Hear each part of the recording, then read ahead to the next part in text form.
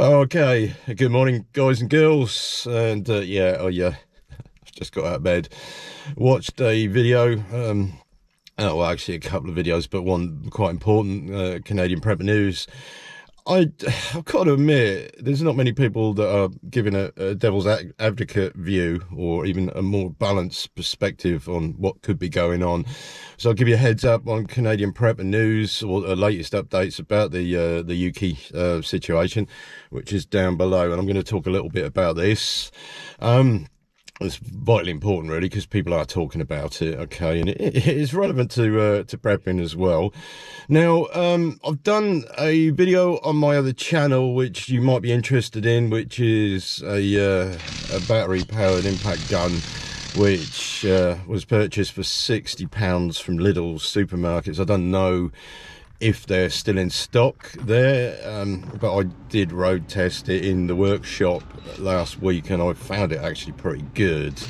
Now, my workplace is extreme, and I mean extreme. Not only is it filthy noisy, but we do repetitive work, which when you put a tool into service there, it's got to last, okay? And just within the week of using it, and I do use a lot of power drivers, as it were, I found it actually pretty good. Durability, I don't know whether it's going to last years and years, but from a DIY perspective, if you have a wheel nut gun to undo wheels and you've got it in your car or in your workshop, it's sufficient enough. And yeah, that'll take van wheel nuts off as well, okay, and tighten them up. I mean, like, the torque on it is about 400 Newton meters to tighten up, which is quite respectable, which is more than most people will need anyway. Wheel nuts are 130 Newton meters maximum, okay, or 90, it depends on what vehicle you got, or 210 if you have something like a Sprinter van, okay.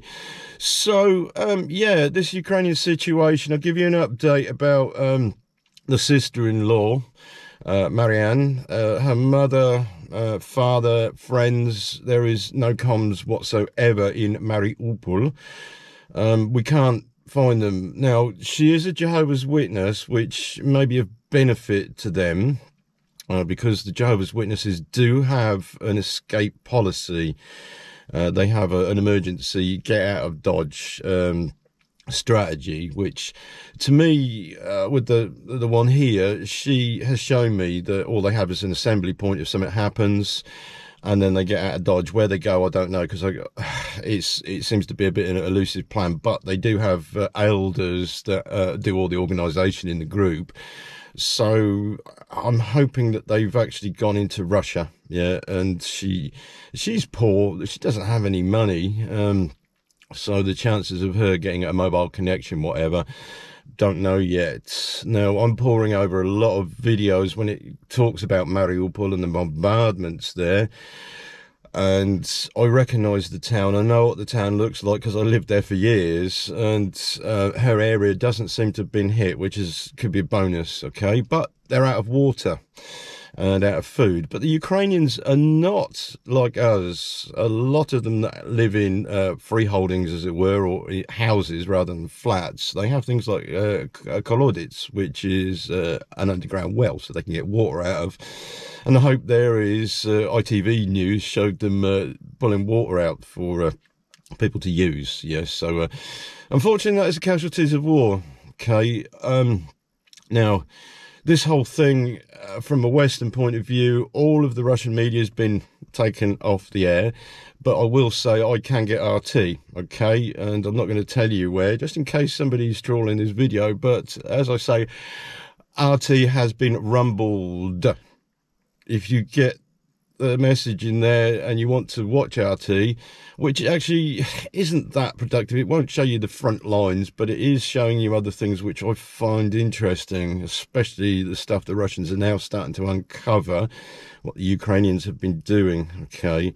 Now, one of those, and it has been shouted about, that Ukraine has biological weapons, and of course that's been put down straight away, but Victoria Newlands, who's she's a renowned name in the revolution, she's still there. She's still got a finger in the pie there. She's more or less admitted now that they do have grade 2 and grade 3 testing facilities, which I won't talk about. There's a podcast from the Lotus Eaters, which is linked down below here. You can go and watch it if you're interested. There's no doubt that they have certain substances in that country, which the Americans are worried that the Russians will get hold of it, but there is another worry that it could actually be used against the Russians, which obviously the way things are in makeshift guerrilla warfare is, they just throw a bottle of anthrax at a bunch of troops, and what happens? Everybody gets it, don't they? Nasty stuff. Yeah, so that's another dimension, and unfortunately, we are railroaded into thinking one way, aren't we? Which I think is dangerous, very, very dangerous, because it polarizes everybody. And not only is it getting people on an emotional level, but it's motivating them, people to do something. Now, I watched Canadian Prepper this morning, pretty good, actually. He's putting the devil advocate view across, which I think's the best thing to do. But I have noticed there are a few sensible people who are discussing this from both sides of the point of view, rather than getting emotional. It's like a messy divorce, isn't it? If you know anybody who's got divorced before, she will rally all her friends around her. She'll get all the evidence to prove what a bastard he is, and he can't fight back because everything's on her side. Everybody's on her side, and he gets polarized. So he has to lick his wounds, sort himself out, and then get back on his feet, as it were. Yeah, it's just life. It's just life. Yeah. So yeah, it's like the Hunger Games. Really is like the Hunger Games. And my boy mentioned this when we were watching we were actually watching the Hunger Games recently, and he said, yeah, it's a bit like Ukraine, isn't it? Yeah, which is right. There, everybody is on the mobile phone. Look at this. Look what the Russians are doing. And okay, I'd say, look, I don't trust it either way. You don't know if it's fake or not. And when I've said that, they've tried then to prove to me that some of the footage is not fake. And I don't want to see it. Yeah. It might be because of my age now. Okay. When I was 20, well, I come from a military background. I never joined up, which is, I think, was good enough, because I'd had a long military career with my father beforehand. I got brought up in that shit.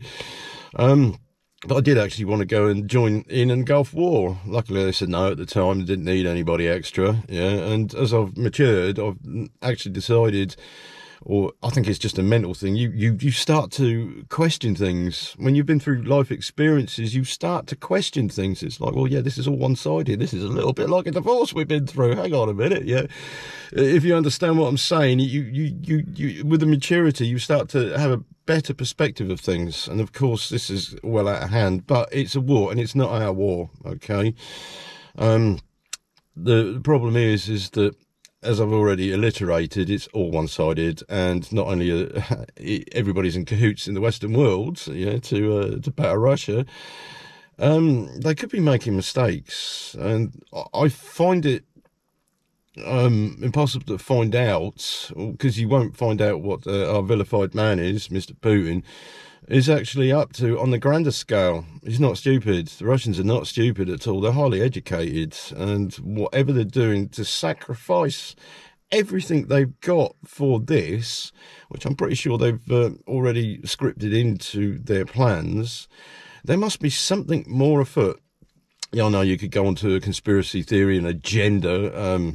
I heard a prepper last night talking about that. There's a big agenda happening. It might not be. It might be just two forces that are fighting or always in battle against each other. And this side has a plan. One side has cut them off completely from the world. But what's the other side doing, and what have they prepared to do for that eventuality? Because they would have factored it into their plans. Yeah, it's not cut and dried at the end of the day.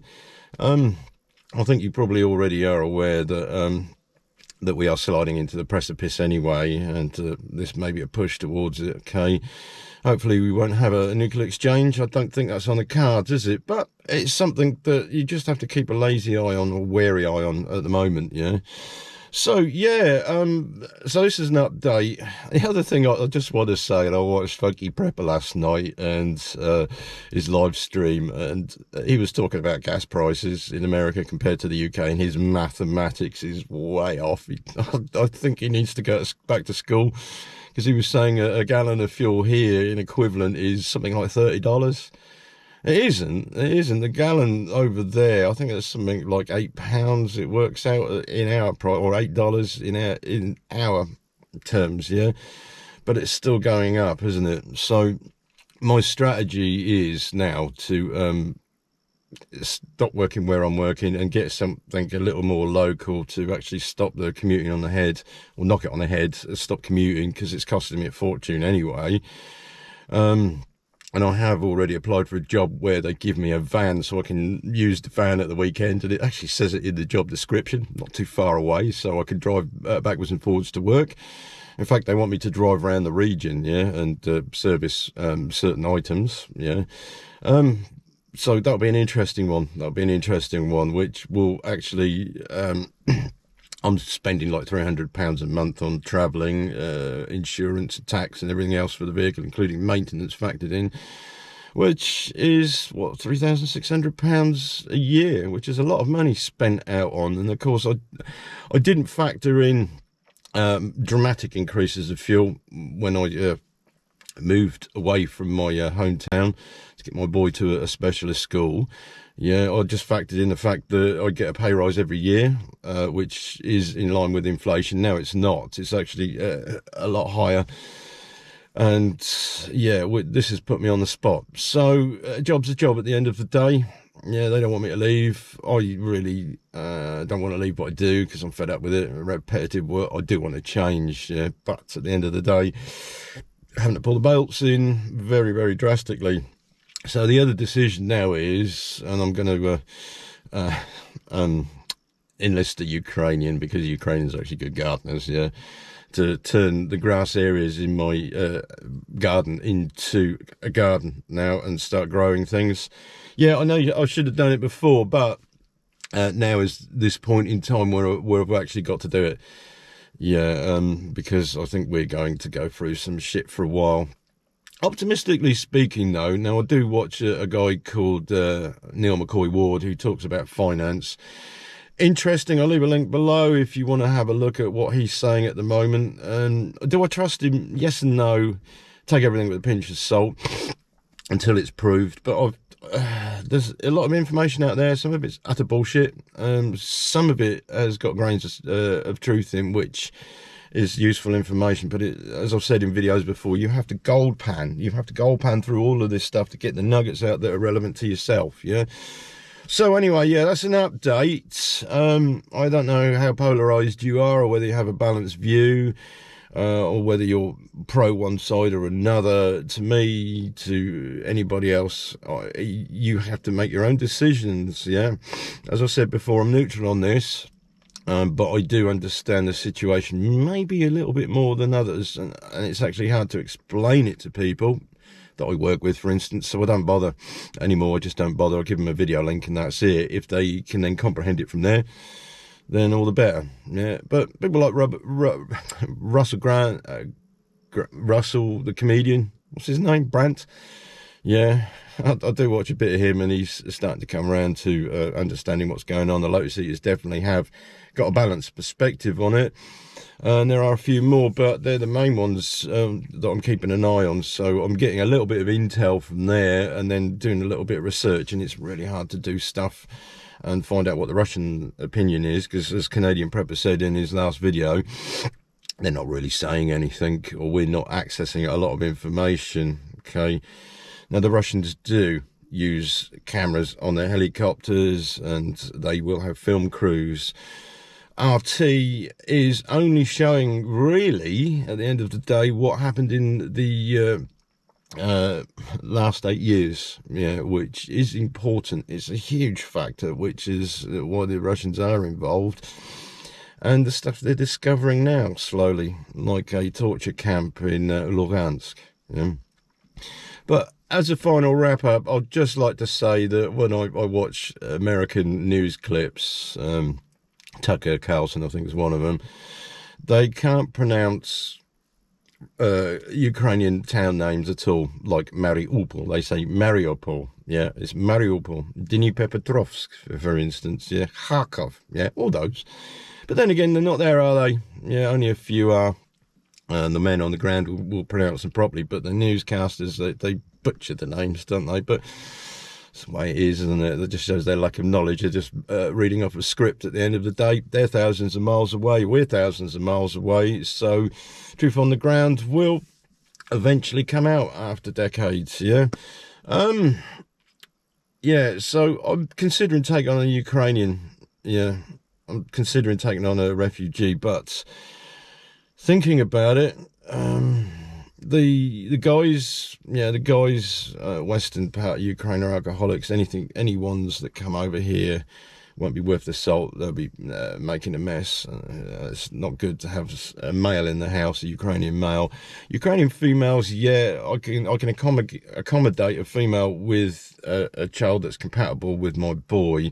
That would be harmonious. And then, I know it sounds a bit daft, but to earn her way, she can then do the cleaning and the cooking and stuff like that. Yeah.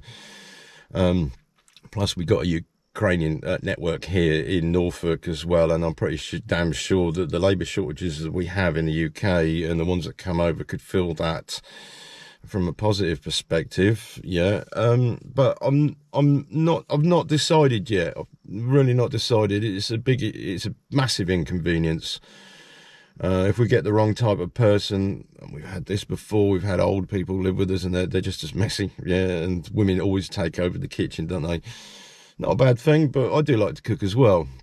Yeah, so anyway, that's it. That's just an update at the moment. You know where I'm at. Links below to my other channel and videos that I'm doing, and I hope you enjoy your weekend and the rest of the week. Don't stress too much, okay? All will come good eventually. Yeah. Anyway, all right. See you later. Yeah.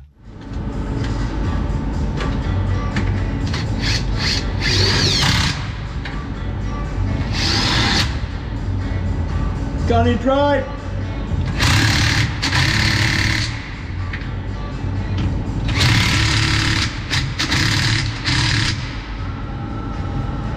It's actually alright.